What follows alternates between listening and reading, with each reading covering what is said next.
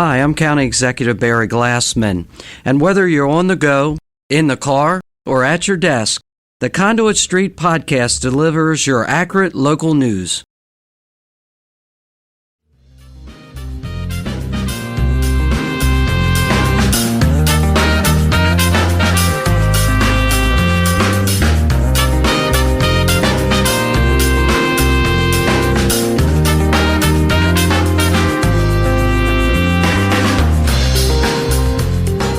Hello and welcome to the Conduit Street Podcast. Kevin Kinnally here with my co-host Michael Sanderson. We also have with us today Natasha Mehu from Mako and a special guest from the Local Government Insurance Trust, Everett Sesker. We are still social distancing as a result of COVID-19. Michael, just quickly, how are you? How's the family? How are you holding up under social distancing? Our weekly renewal, everything's fine with Team Sanderson. We're doing okay and hanging in there just fine. Last week of public schools here in Anne Arundel County. And Natasha, you were just here a couple weeks ago talking about elections, but how are you holding up? You still doing well? Happy birthday, belated birthday, by the way. How's everything going in your neck of the woods? Thank you. Everything's going pretty good. Today, before we introduce our special guest, I'll tell you that we're going to discuss the current state of policing. This is obviously a sensitive topic. There are many perspectives, but I'd like to introduce Everett Sesker. He is a law enforcement consultant with the Local Government Insurance Trust, known around here as LEGIT. But Everett, thank you so much for being here today. How's everything going in your neck of the woods? Thank you for having me, Kevin. Everything is going great here. We got family time together with everything that's going on. My daughters are here with me, so it's great. We're enjoying ourselves, even though with these circumstances. Excellent. And Everett, we have all seen you speak before. You are certainly an expert when it comes to these sort of issues. Why don't you go ahead and give our listeners a little bit of your background and talk about your role at LEGIT? Well, I did 22 years with the Prince George's County Police Department. There, I retired as a major in 2012. And during my time there, I held various commands. I was a district commander, commander of the Training and Education Division, commander of the Narcotics Enforcement Division. I was also the commander of the Community Services Division and worked for a couple colonels. And once I retired from there, I ran for sheriff. Was not successful, but I did learn a lot about policing and what the expectations of the communities were. And I was also fortunate enough to be appointed by Governor Hogan to be the executive director of the Maryland Police Training and Standards Commission. That was a great opportunity for me there also. I learned some things and worked with some great people there. They're doing a very important job. And then this opportunity with LEGIT came about, Local Government Insurance Trust, as a law enforcement consultant. And my role now is basically I attend to the needs of our 100+ law enforcement agencies that we insure, try to see that they get the proper training they need, any equipment, as far as like cameras and things go, body cameras, in-car cameras, try to see what their needs are and try to accommodate them so they can provide a quality service to their communities. We should stop right there, and I'll go to Michael. Michael, you are a trustee at LEGIT, and I guess we should explain exactly what LEGIT is and what the role of LEGIT is for local governments here in Maryland. Happy to pitch in, Kevin. By function of my role with Mako as executive director, I'm one of the trustees for the Local Government Insurance Trust. This is one of the offerings that Mako and our sister association, the Maryland Municipal League, co-sponsor and support as a benefit to all of our local government members. Back in the 1980s, there was a big insurance crisis, and the private market more or less walked away from insuring governments. In large part because they didn't want the hassle of having clients who did things like pull people over and put their hands on people and so forth, the kind of duties that law enforcement and police and fire departments and so forth do was just like too hot to handle for the travelers of the world. That's where LEGIT was formed in Maryland to serve its member, participating local governments. And it's easy enough to say LEGIT serves as an insurance company on behalf of its members, and that's kind of true. But the kind of things we have Everett here to talk about with us really connect to what the trust does as a member-owned and operated entity. We're very, very committed to service and benefits back to our member local governments and our member law enforcement departments. And that's the kind of stuff we wanted to talk about today. So I think this fits really well with MACO's mission, with this being a podcast about counties and about local governments and policy issues of the day. So that's what Legit is about, and Everett's the right guy to be talking to. Thank you, Michael. And so we should make clear, this is just one arm of what Legit offers, but it's the right arm for what we're talking about today. And I would like to turn it over to Natasha. Natasha handles these issues for us, public safety issues here at MACO. And so, Natasha, I'll let you go ahead and set this up as far as what we're going to be discussing today. You and Everett, I think, are going to drive the train. But Natasha, please go ahead and set us up and explain exactly what we're going to get into today. Thanks, Kevin. I've been looking forward to this conversation. You know, it's been a hot topic to say the least in the news recently between protests that are happening across the nation in various cities. Lots of discussion on the nature of policing and lots of different perspectives on what's happening now, what we may see in the future as it comes to addressing issues people are seeing with policing. It's been a pleasure in the past to work with Everett, who's been before our board of directors. He's also met with our county administrators to discuss a number of topics. We'll be covering a few different areas in policing, everything from implicit bias to the law enforcement officer's Bill of Rights. We'll also go into calls recently made to defund the police, as well as community policing and other efforts to transform the way we've been thinking about policing. Excellent. And you mentioned implicit bias. I think that's where we can start.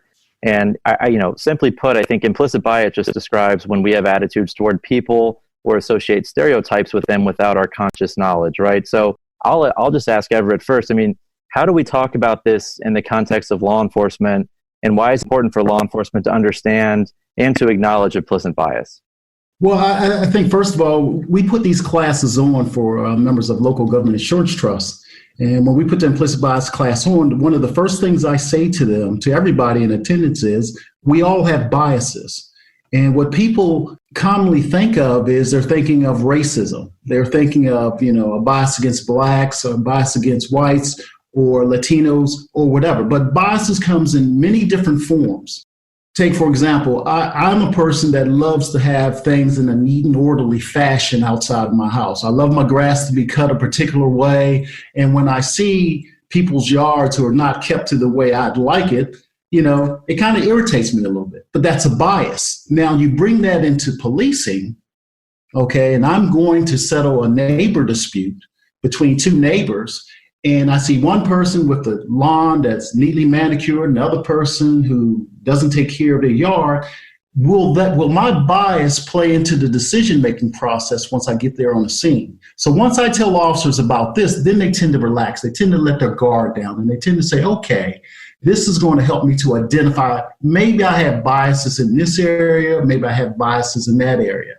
This goes back to, President Barack Obama's task force on the 21st century policing. And one of the 6 pillars was training and education. Training and education in law enforcement has been around since its beginning, since the conception of the idea of law enforcement policing.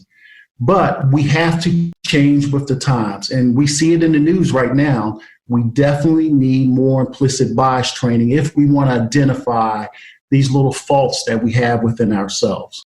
And so to build on that, what are some of those costs to the community when implicit bias is at play? Well, prime example right now, everything is in the media. You see people rioting, buildings burning down and things like that. And that tends to lead the citizens to believe that, okay, this is involving just blacks, burning down things. They're tearing things up. And they don't see the big picture. The big picture that people are complaining about is police brutality. So then we develop a bias, okay? Now this leads to police officers. If they see things in the media detailing blacks in a certain way or detailing Hispanics or any group of people in a certain way, in their subconscious, and I'm not a psychiatrist, but in their subconscious, they tend to see this as being the truth when it's not based in fact. So when the officer arrives on the scene in the Black community, they tend to go to their subconscious and think, okay, this is how things are and this is how I need to proceed, instead of just saying, hey, let me find out what's going on here, and then I'll direct the proper course of action. I think it's interesting, Everett, that you mentioned, that example about, you have an implicit bias toward people that don't manicure their lawns on your street. And that really, when you bring that up in the context of law enforcement, it tends to let people's guard down a bit, because this is obviously a sensitive subject. And I think, it's hard for anyone to say that they don't have implicit biases, because as you said, we see it everywhere, right? You see it through the media, you see it through your family, your friends. These are all ways that people develop these biases. But I find it really interesting that you can use an example like that to take it sort of out of the context of law enforcement, to get people to let their guard down a bit and try and understand what you're talking about. And I think that's a really interesting way to sort of drive that point home in a way that is not intimidating to law enforcement, in a way that's not making them feel like, you're calling them out on something that everybody else doesn't experience too. Right. And Kevin, that's one of the main things. When you're doing training with law enforcement, you have to get them to get their guards down, because right now, a lot of law enforcement, not everybody, but people in law enforcement feel like they're being beat up on right now, And so what you have to do is you have to get them to get their guard down so they feel relaxed in this training, so they're open to other ideas. And I work with Dr. Chris Marsh. She's with the University of Maryland, and she's an expert in this field. And I tell you what, one of the things that she has done is she has done numerous ride-alongs. She's probably trained over 1,000 officers in implicit biases and things like that. And she has worked to gain the confidence of the people in the class. And that's with any training that you do with law enforcement. You really got to work to gain their confidence and trust. And once you do that, most officers are open to learning. So this training really works as a tool for having the officers be aware and identify that there are these implicit biases that people have, that everyone has, and how that could potentially impact their work policing the communities that they police. I don't want to oversimplify with, the cutting of the grass, because it's not that simple, and it's a little more complicated, but what I tell the officers is we get implicit biases and things like that, and that's developed over time. It's not just a one-shot deal. It's developed over time. And the first person that we get it from is actually our parents. Our parents, as the protector of their children, they will say, don't do this, don't do that, don't go to this area because this is a bad area. And when they say don't go to this area because it's a bad area, it's not based in fact or anything, but it's based in belief. So now these officers, they grow up and they find themselves policing different areas. And I'll just say Maryland State Troopers, because they go everywhere. But if you have a Maryland State Trooper who was raised and born on the Eastern Shore, and now you put him on the outskirts of Baltimore City, now these beliefs that he was taught as a young person are now, it may impact him as a trooper out there on the road, because he's never had any dealings with near the inner city or anything like that. The only dealings he's had is what he's seen on the news. Now you take all the people within Baltimore City, but we're only seeing a snippet of the people in the news, the people who are committing the crime. And what I always tell people is, if you got 1 million people, you take 5% of that 1 million people, and that 5% are the ones who are going to be causing the most havoc within any community. But yet, the only thing we're going to see is them on the news, and we automatically assume it's the whole area. So now as a police officer, when I go into a particular area, I have to say, okay, what I've seen on the news is not a representation of the whole area. And I have to police everybody the same, but I'm not going to go in thinking that just because I saw this on the news, this is how this particular group of people is in this particular situation. So implicit biases, they come to us, they're instilled in us from when we're born, through our parents, through watching TV, and it's not done with the intent of causing any harm or create, or with the intent of being a racial or anything like that. It's just something that naturally comes about as we go through life.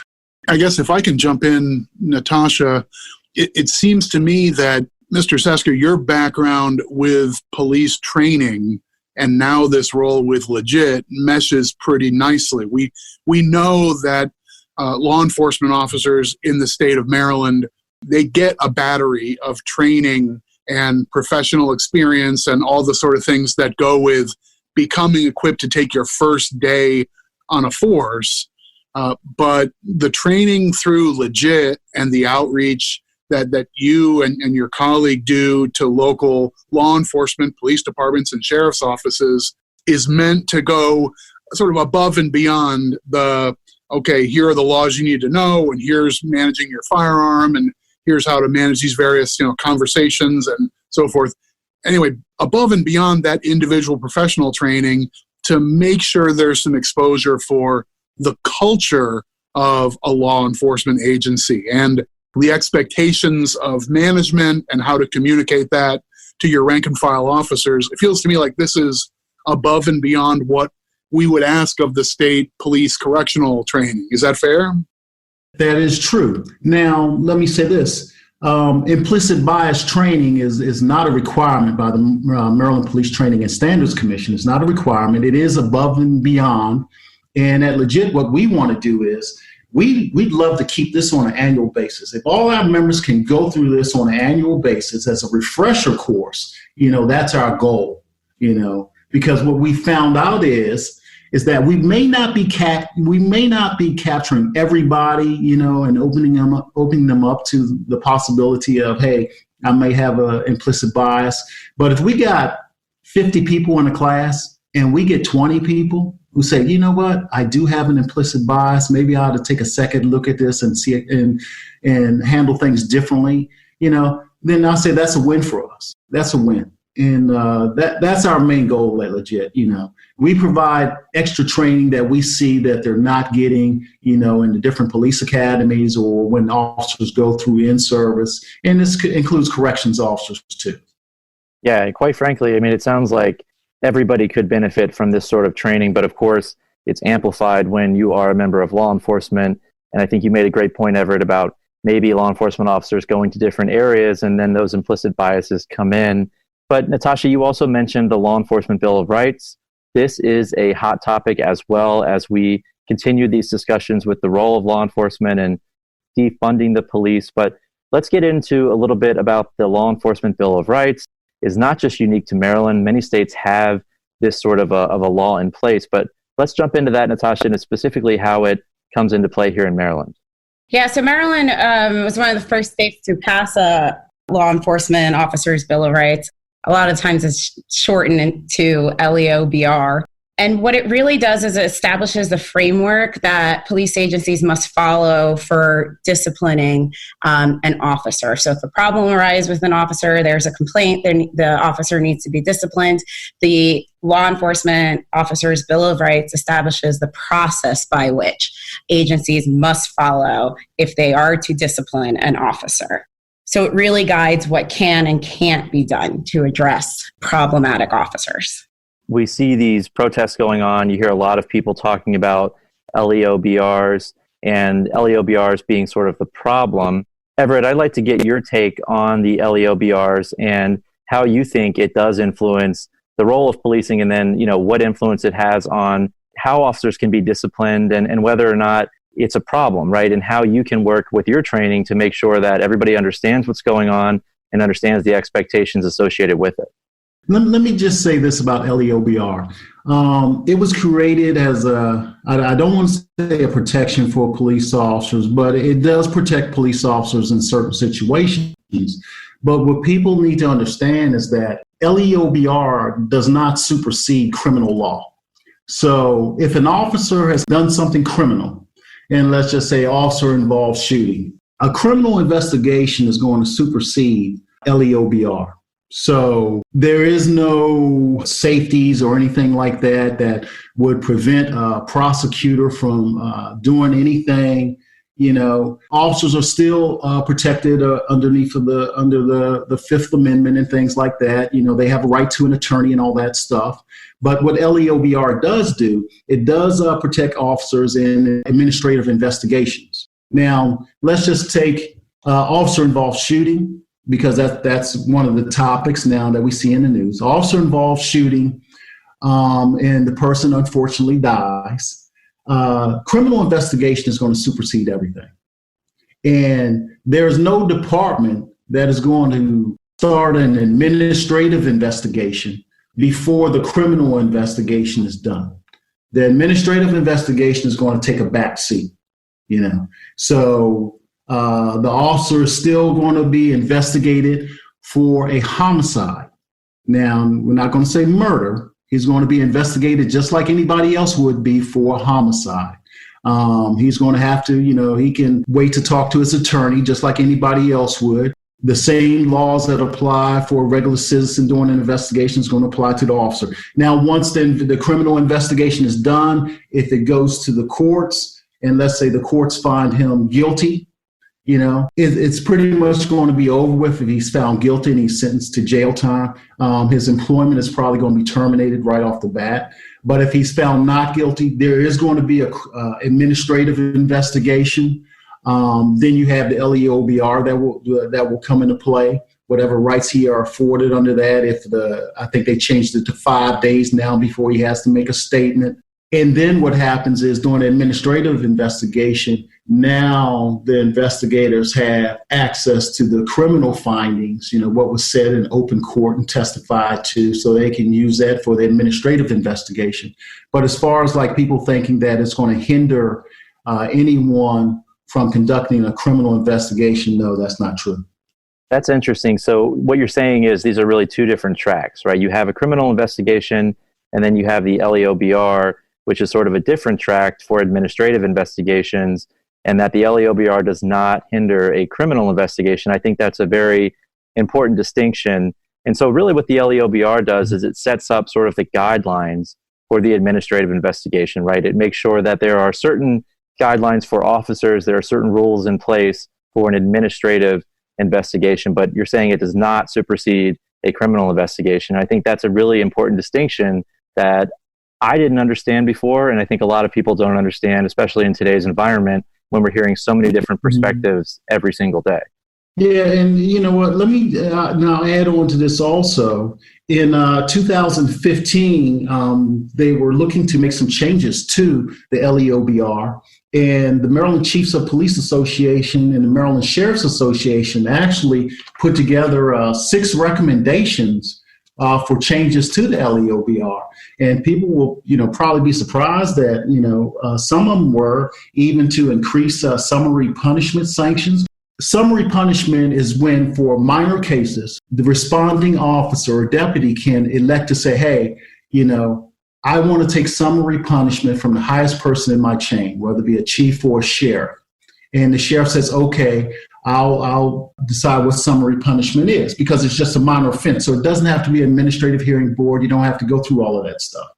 And right now, and I think it is about $150 for the maximum monetary fine or 3 days suspension without pay. Now, this was created a long time ago. $150 today, a lot of officers would be like, I'll take that in a heartbeat. But the Maryland Chiefs of Police Association and the Sheriff's Association, back in 2015, because they see a need for change with the LEOBR, recommended that the summary punishment fine be increased to $1,000 and 5 days suspension. Now this is police officers, police leaders coming together and saying, hey, we understand that LEOBR might be a little bit outdated, so we need to change it. So that was one of the things they suggested. They were also on board with changing 10 days before an officer had to speak to an investigator to 5 days. It was changed to 5 days. They also requested that law enforcement investigators for administrative investigations have the right to issue subpoenas for businesses or other records or other information that might help them in their investigation. And a lot of these things that they requested to change the LEOBR were denied. They were denied in Annapolis. They didn't agree to it. So I say all that to say is that you actually have law enforcement officers saying, hey, we want to be more open and honest, and we want to show the public, that we are capable of policing ourselves, and we are capable of adjusting with the times to say, hey, we're going to change LEOBR because we think this is the best for everyone involved. It's interesting that you raise 2015. And we know that was the year of Freddie Gray, and there was a lot of pursuit there for changes to law enforcement and reforms to the system. And that's certainly something that we're seeing again now with calls for work groups. The chair of the Judicial Proceedings Committee, Senator Will Smith, has also proposed a comprehensive legislative package for the next session, which would once again, look into the LEOBR, but also other things such as liability caps, use of force, and militarization of police. And the House has also established a work group chaired by the vice chair of the Judiciary Committee, Delegate Vanessa Atterbury, that would similarly be studying police reforms and accountability. So I think we're looking, as we go into this next session, a lot of eyes are looking at the question of what can you do to reform not only the LEOBR, but other policing practices and processes. Well, as I said this, Natasha, one of the things that I say is that they already have a great organization in place, to really help with police reform and training. And the organization is the Maryland Police and Correctional Training Commissions. And I say that because I work there. In my position when I was there as the executive director of the Maryland Police Training Commission, was created because of the Freddie Gray's incident. They felt a need to have someone else in there to look at different things. But what I found out is the commission, well, let me say this, the makeup of the commission is made up of different chiefs and sheriffs and stuff from across the state, from Western Maryland to the Eastern Shore to the Western Maryland part, and the diversity is there. They also have elected officials on the commission, and they also have civilian officials on the commission. I think they are the ones to say, hey, charge them with finding ways to improve policing in Maryland. But right now, what they have is in my opinion, and this is just my opinion, they don't have the funding that's necessary to do it, and they need more teeth. There's a person there, Al Liebno, and Al Liebno is a very, very knowledgeable person. And I tell you what, if there's something about policing that you need to know about, he's the person to go to. And I think the commission, if given the right resources, they could be the one to change policing in Maryland. I guess to follow up on Natasha's observation about the legislature having some current interest in this, I guess my observation to connect back to your story, Everett, from several years ago, even when you have labor and management, to use like the terms from those of us who are not law enforcement people, but labor and management come together and say, here's how we'd like to change the law. The legislature still felt it was hard to do. You can see them being pulled in two different policy directions here. On the one hand, we know we ask a lot of police officers. They have to go out into the community, into sensitive and difficult situations. They're going to do things that will be unpopular with some people in the community. And we know cops can be a target for complaints. Citizens can say, you know what, I'm going to your supervisor and I say this happened or whatnot. So it's a sensitive position being a law enforcement officer, walking a beat or interacting with suspects and so forth. That's a tricky spot to be in. It makes you something of a lightning rod. And the idea of having some procedural protections in the event that you've been charged or there's a complaint, I think there's sympathy for that idea generally. And at the same time, you see people in the street today and at the testimony table in Annapolis routinely saying, you don't want to give so many protections to our law enforcement officers that they feel they can get away with things or they can go beyond the scope of their real duties and employment. And that's a tricky balance for even the most, well-meaning and well-intentioned legislators to try and weigh both those points of view and come away with something that seems reasonable. This is what I would tell the young recruits when I was commander of the academy. You go to Burger King, and I think Burger King, they say whatever way you want it, you can have it your way when you order something. Well, when you're dealing with the citizens as a law enforcement officer, it's not like that. You can't have it your way. Officers, they're put in a tough position because when they're dealing with citizens, 90% of the time it's for a negative reason. They go into someone's house. Unfortunately, someone may be arrested, and there's going to be some unhappy people in there. If I get a call for a person walking down the street appears to be intoxicated, is it something that a police officer probably should be called to because this person's walking down the street, short of him walking in traffic or something like that?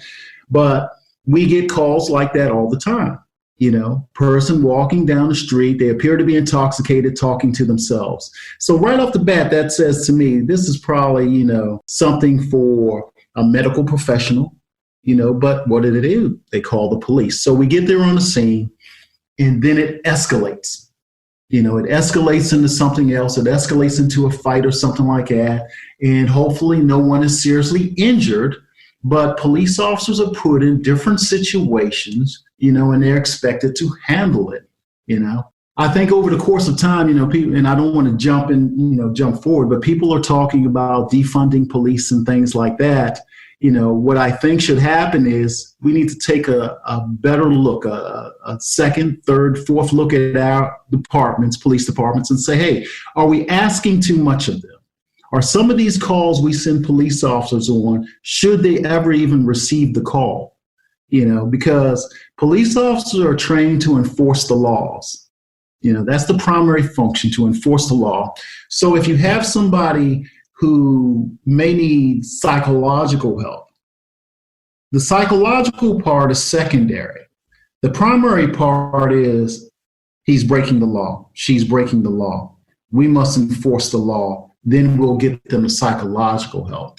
But if it's possible to bring in someone from, let's say, psychological services or something like that to assess the situation, and as long as it's not a dangerous situation, address the psychological needs first, then maybe this person never have to become involved with the legal part, the law part, and they can get the help that they need. But I think, we have our officers in schools right now, and I know why it came about.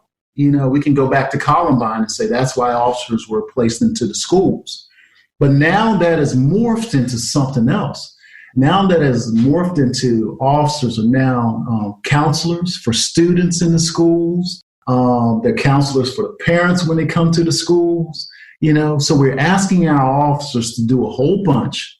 But yet, we're still not providing them with the necessary training to handle situations like that. Again, you take an officer from the school, he'll get some counseling sessions and things like that. But when he goes back to in-service, the primary thing he's doing is learning how to enforce the laws.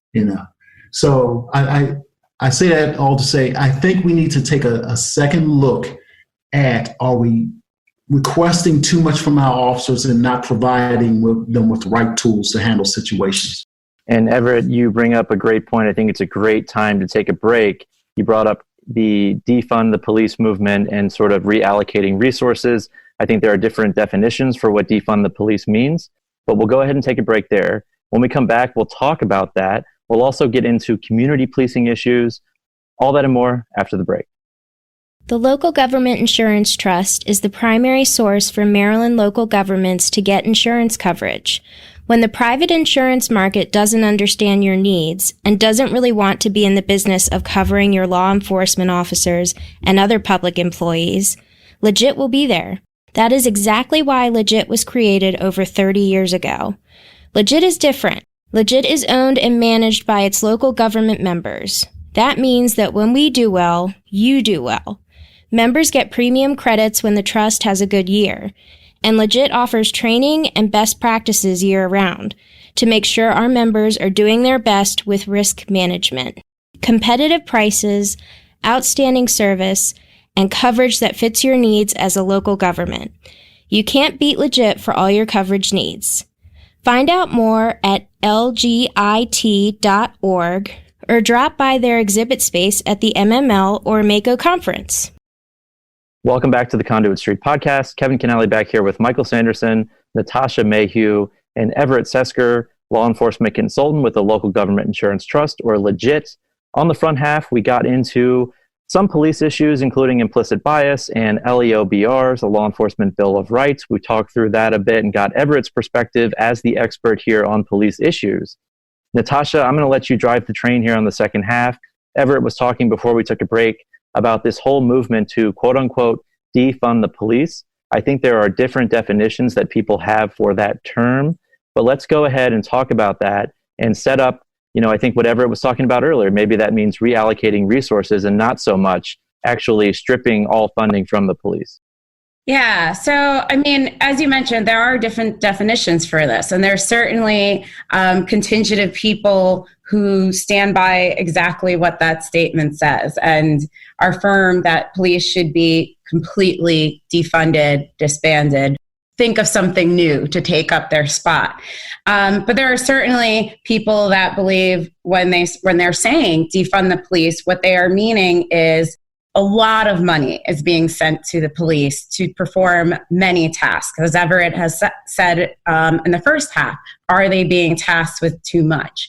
And as the budgets grow for policing, some of the budgets for other support services, whether that's housing or youth services or public health or mental health and support services, have been cut. And a lot of that support and need for addressing those issues has been shifted to police. So some in the movement of defund the police, what they're really saying is, let's reallocate those resources and responsibility to other social support networks and systems. So I think where we left off on the front half, and as we continue this discussion here, is defunding police an answer for moving forward? I caution people when they talk about defunding police, because they automatically assume that a lot of funding is going to unnecessary things. As time goes on and people see that, okay, the police are doing this, they're doing that, we need to end this. There are too many police-involved shootings. Okay, well, one of the things that help to reduce police-involved shootings is pepper spray. Okay, so we'll use pepper spray. That will decrease the amount of shootings, the amount of times an officer will have to use their nightstick, and the injuries are less significant. And then tasers came about. Well, tasers are expensive, and then we have to train our officers on this, and people would like to see every officer with a taser. Well, you got to practice annually and things like that.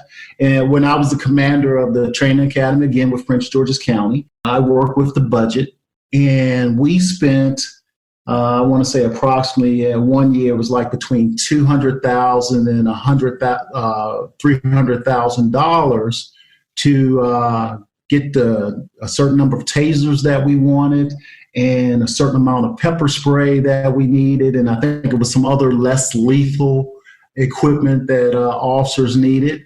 But again, this is funding that people want to take from the police department. So if you take this funding from the police departments, the very things that you fought for and wanted, now you're taking the funds from that. And again, not to be oversimplistic, but funding for police departments, they go to vital things that the community has requested. We do offer, psychological training for officers, and I spoke earlier on that, and I said this is one of the many things that, the communities are requesting, that officers, be capable of dealing with people, in a medical crisis and things like that. But all of this stuff costs. And to say now you want to defund the police, you're going to leave the police departments with a skeleton. And I'm not saying that, hey, we need to take a look at some of these police agencies and make sure money is not being wasted. Okay. A police department that spends an inordinate amount of money in overtime. Okay, why is there so much overtime being spent? Okay, is this overtime money being spent wisely, or is it just being abused? I get that, I understand. But to defund police departments, I think we better be very careful about, what we wish for, because I think you might find you putting police departments back 10 to 15 years.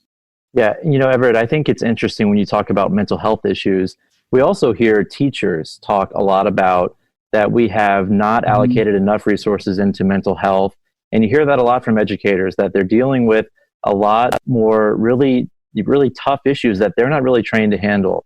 And I know that the police have seen an increase in the amount of mental health that they deal with.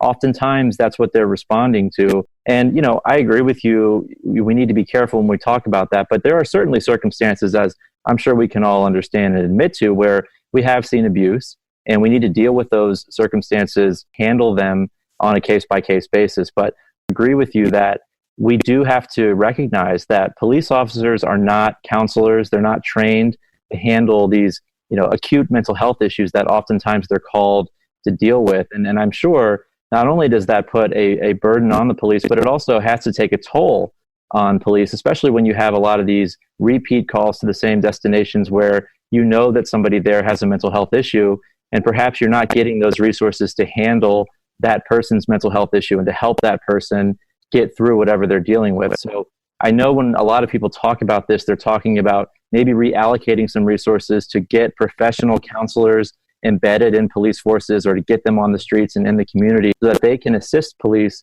with responding to those sorts of calls, especially in spots where we know that, this is a person who calls many times, and this is somebody who needs assistance. They need help that maybe a police officer just isn't trained to give. One of the things that some police agencies do is they have what you call the red flag. Okay, if an officer is involved in X number of uses of force, and use of force can, let's say, be he had to put the handcuffs on somebody, then he takes the handcuffs off and the person released. Okay, so that's use of force. So this officer is red flagged. Okay, in their internal affairs division will notice that this officer has an inexorable amount of use of force, and also has abused sick leave, or high use of sick leave. Okay, so now the commander of that officer is required to bring him in and interview him to see if there's something going on within his life. And I say all that to say, if we continue to get the same calls to the same house for the same reason, okay, maybe this is something that needs to be dealt with by social services or somebody from the medical community. Maybe they need to be brought in and say, hey, let's see what's going on in this house, because we keep getting the police to come back here. And I think that's what needs to be done also, because now you're taking the police out of the situation, out of the call, out of the scenario, and you're getting this home, these people here, professional help. Because what will happen is it's like the lottery, the unfortunate lottery, I like to say. The police keep going back, and eventually something's going to happen where it's going to escalate, and it's not going to end well. But if we can prevent the police from going there on a regular basis and get in social services or somebody that can help that family, I think that will be the best thing. And to me, that's like, hey, that's like a red flag also for this house. We do it for police officers. Why not do it for the community? And on that note, I know that there has been some steps taken to expand when it on the mental health side of things, crisis intervention training, where officers do receive some training in responding to people having a mental health episode, are able to help connect them with treatment providers. And so that is a way that, thinking outside of the box, bringing together those other resources and social support systems to work in tandem with law enforcement to address some of these issues. I don't believe that officers should not have, training in the different areas, because I think we need to have that. A lot of times you arrive on a scene and you discover after the initial conversation with someone that, hey, this person is in a crisis situation and they need help. So we need that training for that initial contact. But if records show, if the calls show that we're there on a regular basis, I think we could bring somebody else in to address the problem there before police have to come back. And Everett, I think Natasha put it well. I mean, not just community services in terms of mental health, but also housing, youth services, public health, mental health, substance support, all that stuff, is important when you're dealing with folks who really need assistance. But I think a lot of what people are asking right now is, are the high costs of policing worth it? For example, have larger police budgets and resources reduced crime? And I don't want to put you on the spot, but I'm sure that's something that you've thought about before and that you've talked with colleagues about. But I guess the question is, when you put more money into police departments, and we're not talking about social services and housing and things like that, but just into the police departments, into reducing crime, does it actually result in a reduction of crime, or should we be thinking outside of the box, kind of along the lines of what we've been talking about here, reallocating resources? Do you think that's the answer here? And, I think that's a lot of what people are wondering right now. I think when we talk about defund the police, it's, why are we giving the police department so much money, and are we getting our bang for the buck, for lack of a better term? Well, to me, I guess it's like this. I will say money is not going to reduce crime, but, a quality police department, can have an impact on crime. And that starts at the top with leadership. If you have the right leadership,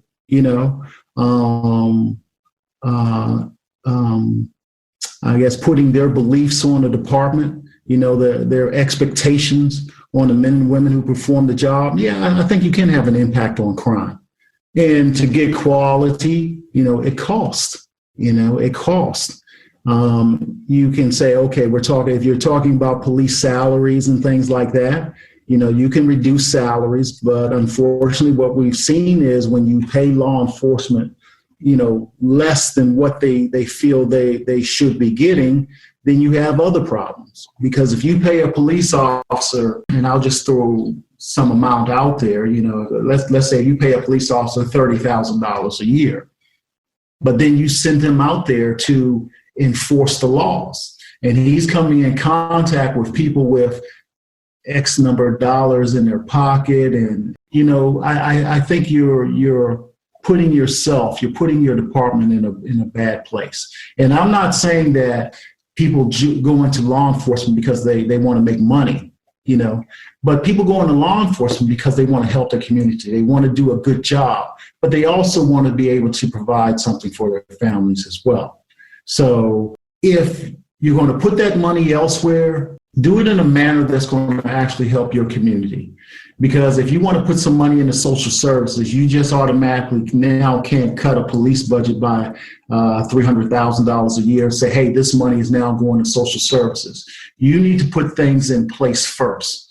And like I say, I'm not a politician, so I don't know how you would do it, but you need to get social services up and running, have them responding to different places and stuff, and then you can gradually cut back your funding, for the police department. Because now that money that was allocated for social services training, you can cut it back a little bit to say, hey, you don't need this extensive training anymore. We know you deal with them on the front end, but we don't feel as though you need this extensive training like you once had. And also, it reduces the number of calls that a police department may have to particular areas, which also is reducing, the need for manpower. And you can take officers now and maybe allocate them to different places and things like that. So another thing outside of defunding the police, another topic that's often brought up kind of follows from this is community policing as a means of building trust and collaboration between officers and the community they patrol so that they could jointly work together to identify and solve the problems. So that's also thrown out as an option, an answer to reforming the police. Do you have thoughts there on the community policing approach? When I first joined the police department back in 1990, community policing was a specialized unit within the department. And I remember asking my field training officer, I said, what do they do? And he says to me, they go out and make friends with the community. He didn't really have an idea or understanding what community policing was about. What I say now is, and what a lot of agencies are going to this model is, every police officer is a community police officer. Community policing is not just about going out and meeting people. Community policing is about going out, engaging people, and finding a way by talking to people, hey, how can I reduce crime in your neighborhood? How can I make this neighborhood better? It's not just enough to talk to people and they get to know, hey, you're officer such and such. I want to talk to you and I want to find out from you, how can I make this neighborhood better? What's going on in your neighborhood? Community policing, to me, I think it's great. Everybody who puts on a uniform needs to be a community police officer. And when you talk about training and stuff, I think that's an important part of policing. That should be, one of the first things that's taught in the academy, to be a community police officer. And that goes into implicit bias training again, because to be effective in the community, get to know people, you got to identify your own biases first. And Everett, I think that's important. And I know that Newark, New Jersey is sort of an example of how they've transformed their department. Back a few years ago, they sort of looked at this model and said, this is what we need to do. And I'm sure you'll agree, a lot of this depends on boots on the ground. Police officers actually walking the streets, getting to know the communities. And if your community doesn't trust you, you're not going to be able to understand what the real issues are. You're not going to be able to, get that community to tell you who the bad people are and to trust you enough to convey to you where the issues are and to tell you who you need to get off the streets. But establishing those relationships and getting people to trust you. When we talk about community policing, how important is it to get the trust of the community that you're serving? If you don't have that trust, it seems like this all falls apart, right? And so what can you do as a police officer to gain people's trust and to make sure that they understand, especially because, as we know, a lot of people don't trust the police right now, for better or for worse. How can we make that better? How can we restore those relationships in our communities? And Kevin, it's just about being sincere, and you know what, I will say this. I hate the term boots on the ground. And I say that because it just sounds like the invading army. We got boots on the ground in this area, but I do get what you're saying. Officers need to engage the community. Walking around is just not enough, because I can send an officer through a community, walk through the whole community and not speak to anyone. But I think officers need to be engaging within their assigned areas. I remember a while ago in Prince George's County, they decided to do away with beats and things like that. And what we saw was officers didn't know their community anymore because they were going to different areas. But I see nothing wrong with saying, hey, you're assigned to this particular area. You will get to know everybody on this street, And just like when officers bring in tickets and they bring in citations, they issue people civil citations, they issue people speeding tickets and things like that. I would like to see the commander who says, hey, when you come back in, I want you to give me, or show me X number of slips for where you met somebody in your community, and it's not just enough to say, hey, I met, Mr. Smith. You need to put on there, you met Mr. Smith, how did this come about? How did you engage him? Also put on there anything you know about Mr. Smith, as far as he's retired or whatever. That shows the commander that, hey, okay, these officers are out there actually meeting people. Now you on the other hand, you might got some people say, okay, now you're recording people's privacy. It's like a no-win situation. Sometimes I get it, but officers, when they go out in the community, they need to actively engage people and show them that, hey, what you see on TV, because like I said, everybody has implicit biases. What you see on TV is not what's happening with your police department. It's not what's happening with me as Officer Jackson or Officer Sesker, who is patrolling your area. I'm here to do a good job. And on that point, you mentioned recording, and I want to get your take on police-worn body cameras and what you think about that. While we have you on here, I think that's such a hot topic, and I know you've talked a lot about this. What is your take on police body-worn cameras, and do you think that should be implemented everywhere? Is that helpful or harmful to community relations with the police? Yeah, I'm going to talk from a citizen. I'm a citizen now, and I'm retired. So as a citizen, I love it. I think it's the best thing. And I say that because now there's a record of what took place on a traffic stop. If I want to say something good about the officer, I can go down to that district station and say, hey, officer such and such, he did this. Now the commanders can look at that and say, hey, this officer did a great job. Let's give him a letter of commendation. And it also works on the other side. There's a record of fact that, hey, this officer did this during this traffic stop, and it can be properly investigated. As a law enforcement official, I think it's great too, because now when I go to make an arrest and I'm being accused of using excessive force or something like that, I can say, nope, didn't happen. And here's why. And you can look at the camera, Now, officers who do wrong, it's still great. It's a win for the police department and it's a win for the citizens, because now we can work to actively remove this person from law enforcement.